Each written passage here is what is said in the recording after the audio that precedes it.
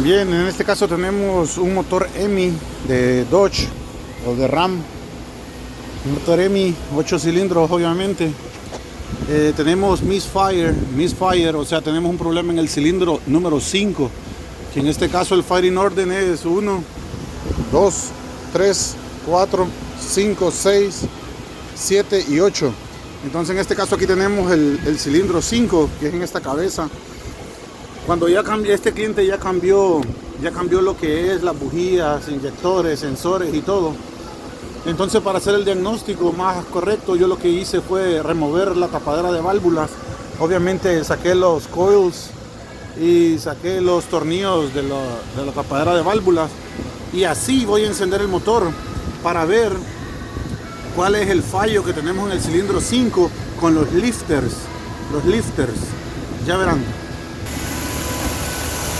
Entonces encendimos el motor.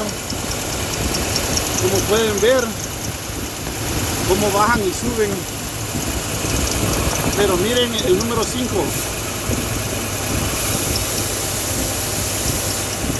No se mueve.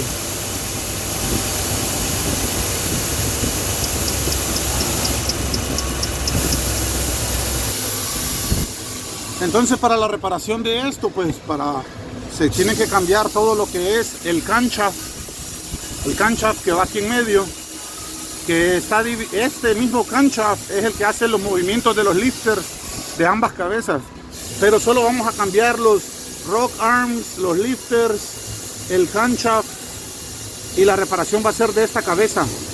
El problema es el camshaft, que las balineras no están subiendo ni bajando los lifters, y los rock arms, que son las varillas estas que van levantando los lifters.